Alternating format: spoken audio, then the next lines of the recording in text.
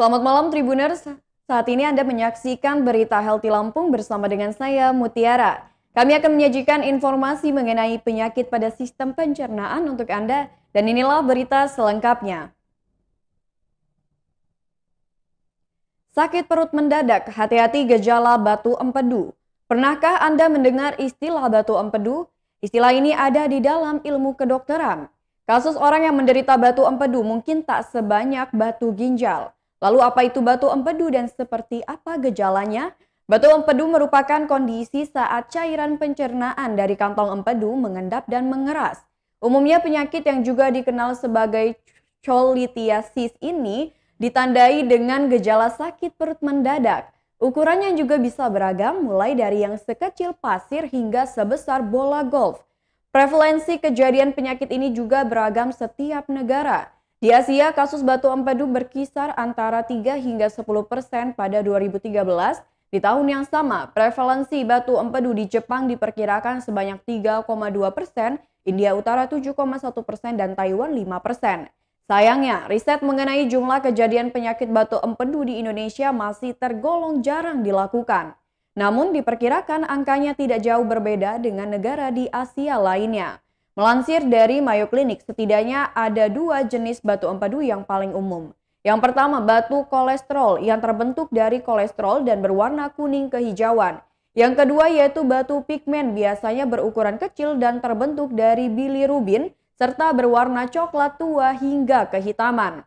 Sebenarnya hingga kini belum diketahui pasti mengenai penyebab batu empedu. Hanya saja, dokter menyimpulkan penyakit ini dapat terjadi saat pertama kolesterol dalam empedu yang terlalu banyak, bilirubin dalam empedu terlalu banyak, dan kantung empedu yang tidak sepenuhnya kosong.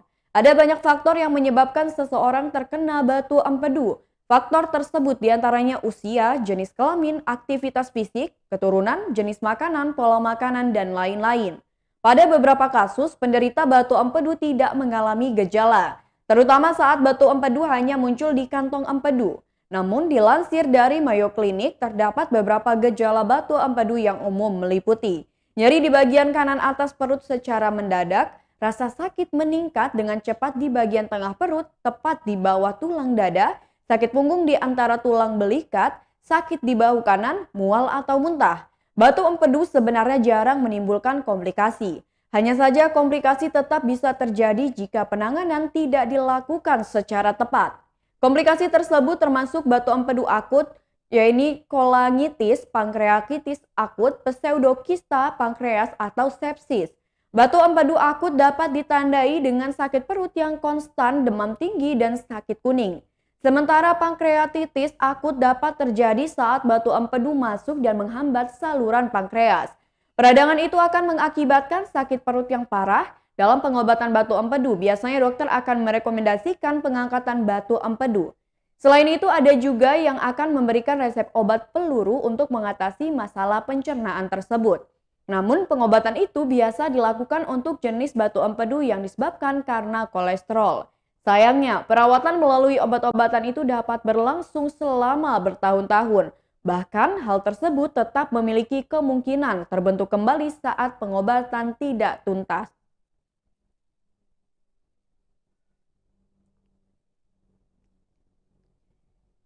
Berita selanjutnya, esofagitis, peradangan pada kerongkongan. Esofagitis merupakan penyakit yang menyerang organ pencernaan. Dilansir dari headline, esofagitis adalah peradangan yang terjadi pada kerongkongan. Penyakit ini diketahui dapat menyebabkan nyeri dan sulit menelan serta rasa sakit di bagian dada. Karenanya, esofagitis disebut dengan radang kerongkongan. Dalam proses pencernaan, kerongkongan berperan dalam mendorong makanan dan minuman dari mulut menuju ke lambung. Esofagitis dapat disebabkan oleh banyak hal, termasuk refluks asam, obat-obatan hingga infeksi bakteri atau virus.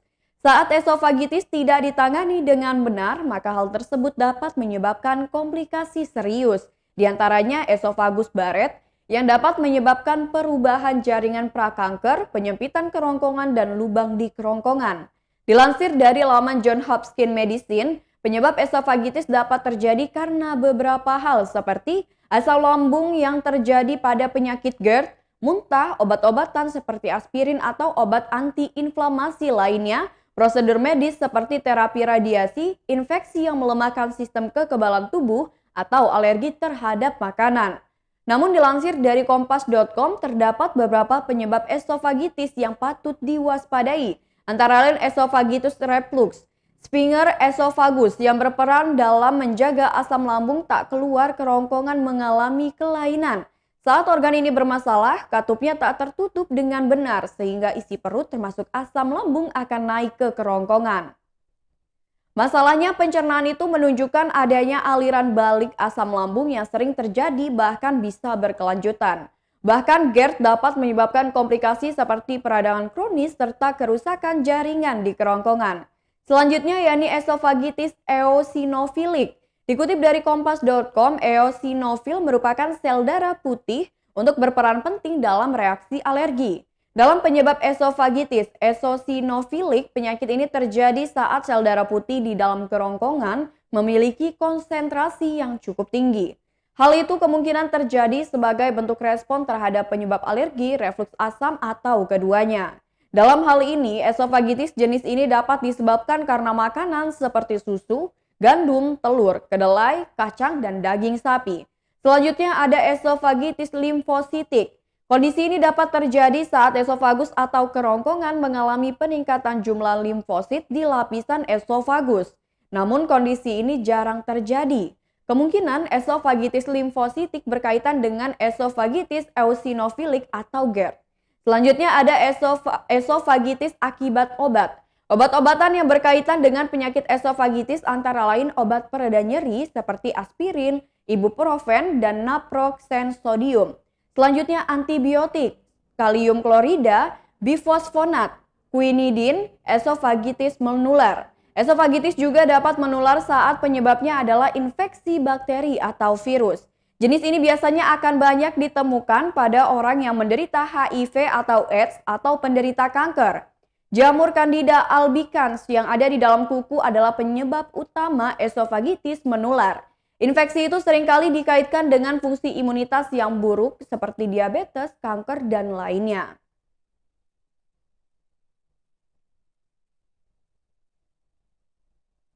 Berita selanjutnya, cara atasi sembelit.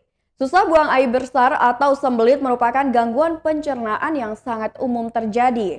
National Digestive Disease Information Clearinghouse berpendapat sembelit merupakan suatu kondisi saat buang air besar kurang dari 3 kali dalam seminggu.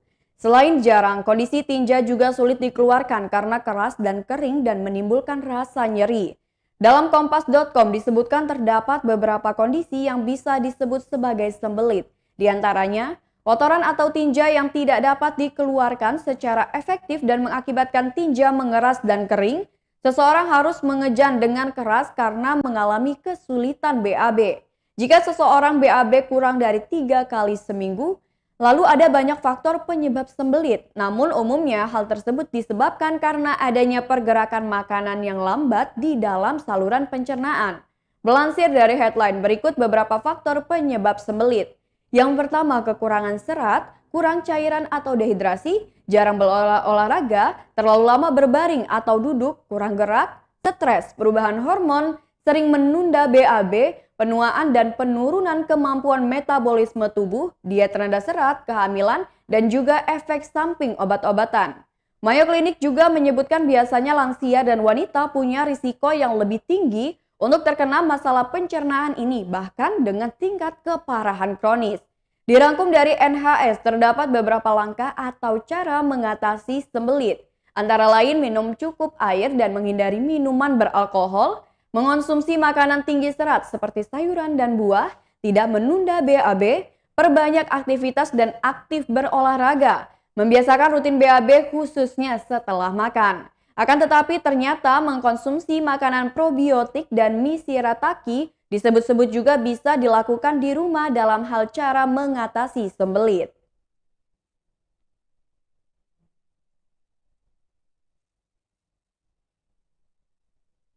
Berita selanjutnya, usus buntu bisa menyerang siapa saja. Satu di antara penyakit pencernaan yang kerap diderita banyak orang adalah usus buntu.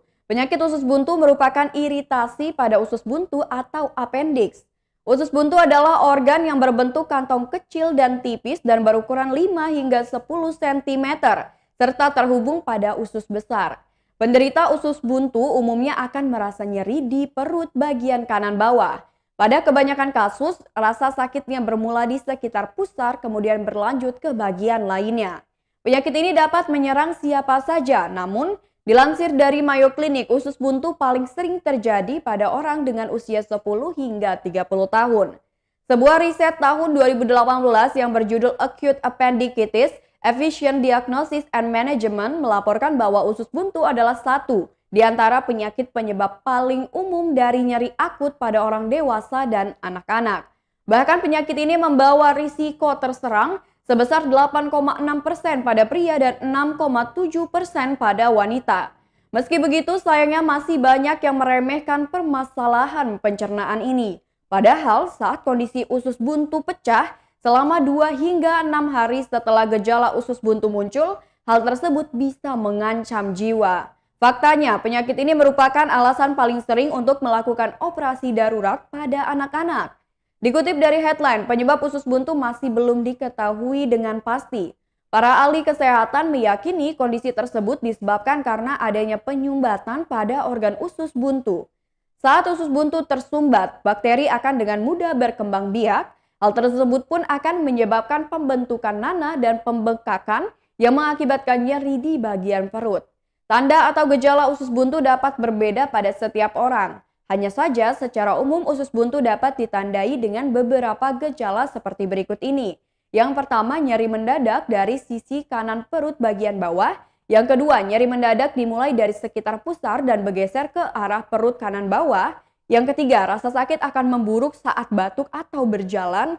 Yang keempat, selera makan menurun bahkan menghilang. Yang kelima, mual dan muntah. Keenam, demam ringan. Lalu sembelit atau diare, dan yang terakhir perut kembung. Sementara pada wanita hamil, rasa sakit akibat usus buntu berada di sekitar perut atas. Hal tersebut disebabkan karena posisi usus buntu berada lebih tinggi dari kondisi normal saat hamil.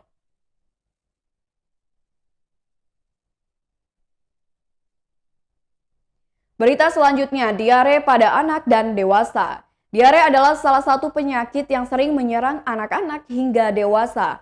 Hati-hati, diare bisa menyerang kapanpun. Dr. Roro Rukmi Windy Perdani, SPA dari Rumah Sakit Hermina Lampung mengatakan, diare pada anak maupun dewasa sama saja. Diare merupakan gangguan saluran cerna yang dampaknya pada penyerapan zat-zat makanan. Pertama, adalah infeksi karena masuknya organisme bersifat patogen yang berasal dari sesuatu yang masuk ke mulut seperti makanan dan minuman yang tidak bersih. Itu sebabnya anak-anak yang jajan makanan dan minuman yang tidak bersih, apalagi kalau jajannya sering, bisa mengalami diare. Penyebab diare yang kedua adalah non-infeksi, yakni intoleransi terhadap laktosa yang terkandung di dalam susu. Biasa juga karena alergi protein susu sapi atau turunannya seperti keju. Baik diare yang disebabkan infeksi maupun non-infeksi, gejalanya sama, yakni dengan buang air besar terus-menerus dan setiap kali buang air besar fesesnya cair, nyeri perut, demam, serta muntah. Khusus untuk diare yang disebabkan oleh non-infeksi, demam jarang terjadi dan untuk yang intoleransi ada gejala khasnya, yakni perut terasa kembung dan sering buang angin. Pengobatan diare bisa dilakukan di rumah jika diare masih ringan, yakni dengan memberikan cairan untuk mengganti cairan yang hilang karena diare agar tidak terjadi dehidrasi. Penggantian cairan yang hilang bisa dengan banyak minum air putih, minum oralit, serta makan sayur yang berkuah seperti sayur bayam, sayur sop, dan sebagainya. Selain itu bisa diberikan zinc yang sesuai dosisnya untuk umur anak-anak ataupun dewasa. Zinc bisa berbentuk cairan ataupun berbentuk tablet. Bisa juga diberikan probiotik. Beberapa penelitian mengatakan probiotik bisa menetralisir kuman yang menyebabkan infeksi. Lain halnya jika diare sudah berat yang menyebabkan dehidrasi, muntah terus-menerus, dan sulit makan. Harus dirawat di rumah sakit untuk mendapatkan pengobatan di rumah sakit dan diinfus.